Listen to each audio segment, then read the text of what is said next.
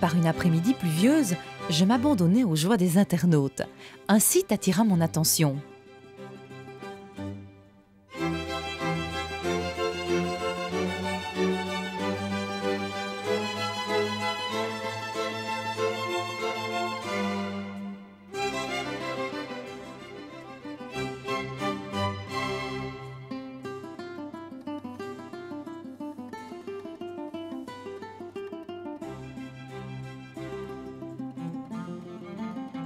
Ce village se situe en province du Hainaut, dans la région de Tudigny, à quelques encablures de la frontière française.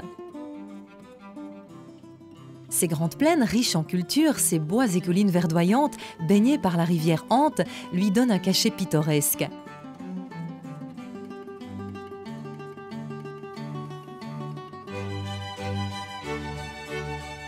L'absence d'industrie rend ce village frontière paisible, où il fait bon vivre et est propice aux balades.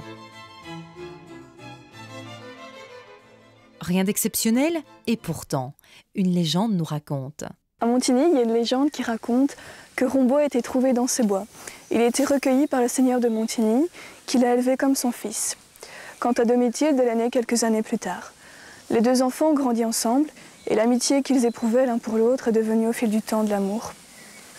Mais Rombaut est très vite parvenu à l'âge où tout jeune garçon de son âge devait faire ses preuves en tant que chevalier. Il est parti durant 3 années. Il a quitté Domitilde. Puis il est revenu, ils se sont fiancés, mais Rombaut a dû repartir aussitôt, car il avait pris la croix, c'est devenu un croisé. De nombreuses années se sont passées sans que Rombaut ne donne de nouvelles. Et les vieux seigneurs de Montigny en sont morts de chagrin. Quant à Domitilde, elle a fondé un couvent pas loin de cette fontaine, qu'elle aimait tant parce qu'elle jouait avec Rombaut, et ils y avaient planté des pommiers. Et puis, un soir de pleine lune, Rombaut est revenu.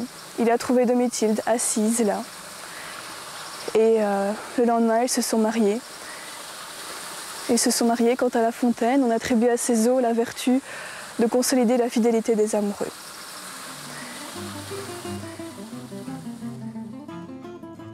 Le village est très ancien. Le nom de Montigny apparaît en 868, faisant partie d'un domaine sous les auspices de l'abbaye de Lobbes.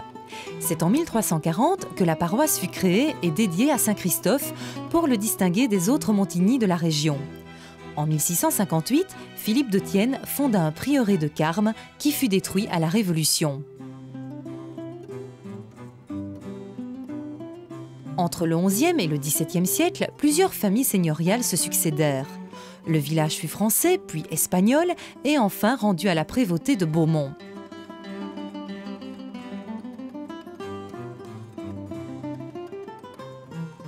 L'église remonte au XVe siècle. La construction est en grès et calcaire sous toit d'ardoise. Profondément remaniée au XIXe siècle, elle présente une tour en hors-d'œuvre et 3 nefs qui forment la croix latine.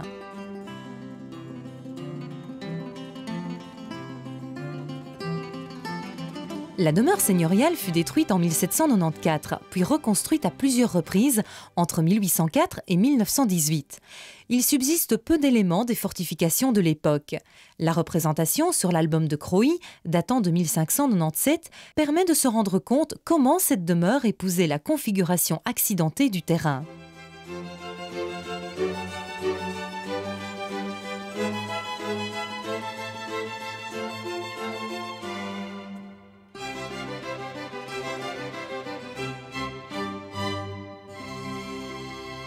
Aujourd'hui, le château présente un corps principal rectangulaire à tour d'angle polygonal en matériaux d'origine.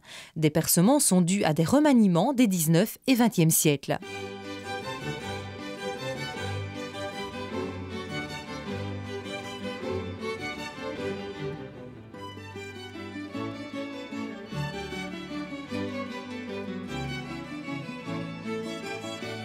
Au pied du château, la ferme du Moulin est édifiée sur une dénivellation. Elle présente un corps de logis du XVIIIe siècle en moellons et angles de pierre calcaire.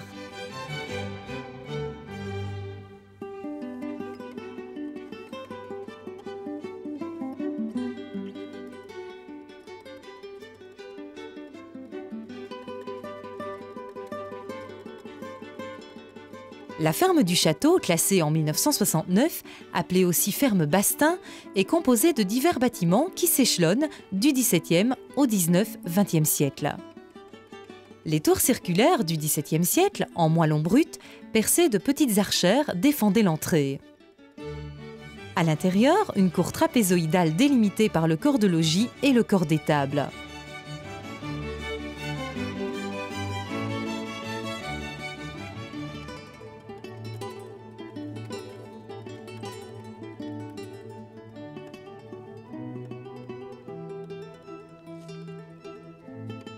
Le corps de logis est construit en moellon sur haute bâtière à tuiles vernissées.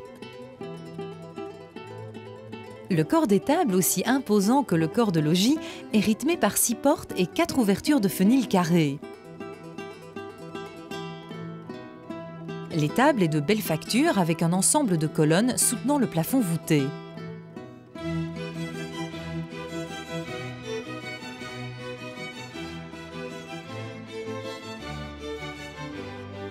L'ancienne ferme Sainte-Anne, appelée Sens du Carmel, est une dépendance du couvent des Carmes de Sainte-Anne, fondé en 1658. Elle se présente sous la forme d'un ensemble semi-clôturé des XVIIIe et XIXe siècles. On peut y admirer un ensemble de cellules sauvées de la destruction lors de la Révolution, ainsi que l'imposant vivier.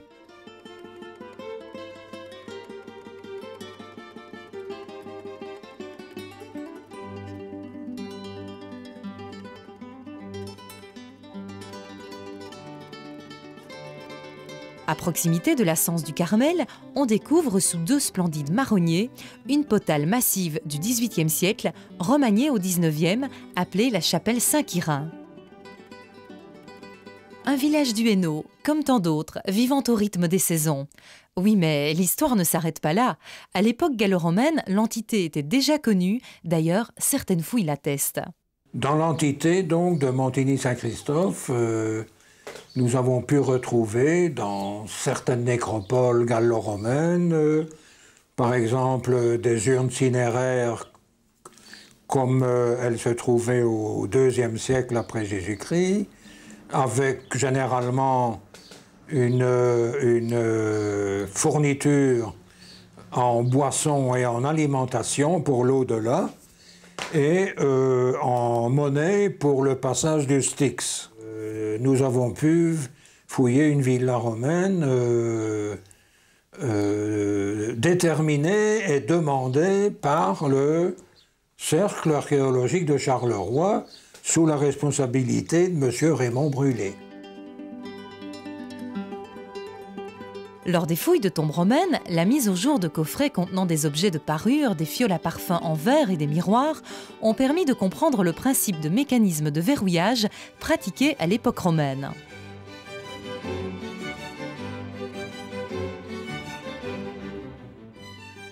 Le premier mécanisme présente un système de translation du pêne par petits leviers de puissance.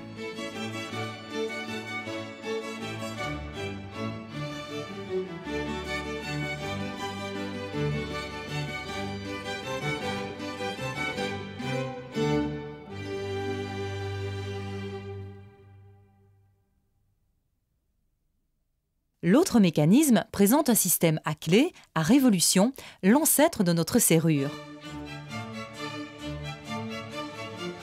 Autre particularité, la présence de miroirs concaves en bronze étamé non argenté, ce qui explique la bonne conservation de leur brillance. Ils étaient placés l'un dans l'autre, probablement comme protection. Puis un miroir circulaire en bronze blanc étamé avec poignée ajourée. La face convexe est ornée de petites incisions le long du bord. Les fouilles ont aussi mis au jour un ensemble de fibules.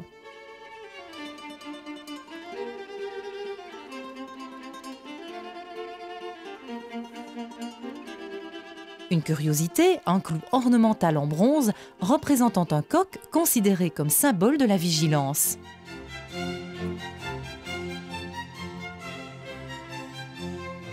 Mais le cœur de Montigny-Saint-Christophe est son pont romain. À ce sujet, est-il romain ou non, ce pont? Alors, parlons d'abord de certitude. Nous connaissons un document de 1598 qui représente le pont dans l'état où il est maintenant. nous allons encore plus loin. En 1526, on sait qu'il y avait ici une ferme, un moulin. Or, s'il n'y a pas de moulin, il n'y a pas de pont. S'il n'y a pas de pont, il n'y a pas de moulin. Parce que la rivière, en fait, a été détournée et ce pont, qui est très étroit, a été utilisé non pas comme pont, mais comme barrage. Ça, c'est des certitudes. 1526, c'est certain. Avant ça, nous allons entrer dans le domaine des probabilités ou même des hypothèses. En effet, ce qui est certain aussi, c'est que de Bavay partait une chaussée importante qui allait à Dinan et puis à Trèves. Et cette chaussée passe exactement ici à Montigny-Saint-Christophe. Et en fait, la chaussée ne passait pas sur le pont, mais la chaussée passait en aval du pont, à 2 ou 3 mètres en aval du pont. Et ça aussi, c'est une certitude.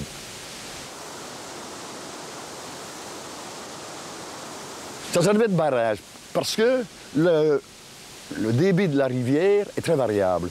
Actuellement, il est peut-être d'1 mètre cube, mais on peut monter jusqu'à 110 mètres cubes à la seconde. Donc, on multiplie par 110. Alors, à ce moment-là, toute la plaine est inondée ici, et le passage sur la chaussée romaine est interdit.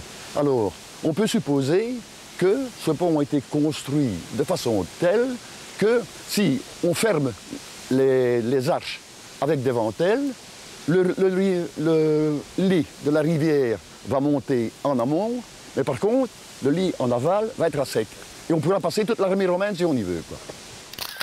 Bon, en tout cas, romain ou pas, la région wallonne et le Met viennent de restaurer le pont qui menaçait de s'écrouler.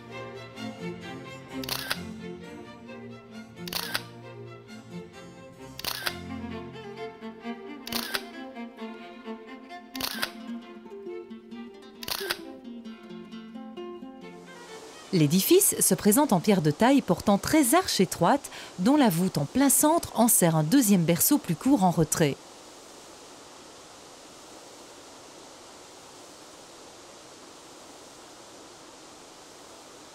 En aval, les piles se caractérisent par une double retraite, l'une au sommet, l'autre à la base.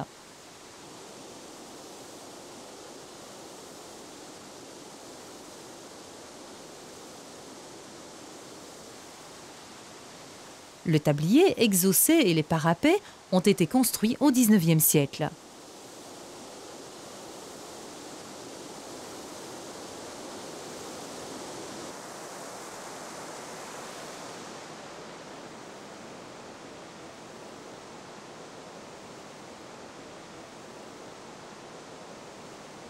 En amont, les piles sont profilées par un bec guidant le courant et par une feuillure permettant de faire glisser les vannes.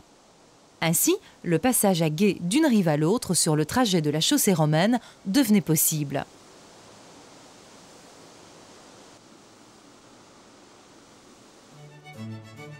Un gué, ce qui rappelle curieusement que Montigny est le seul village de Belgique qui a son nom joint à celui de Saint-Christophe, le passeur d'eau.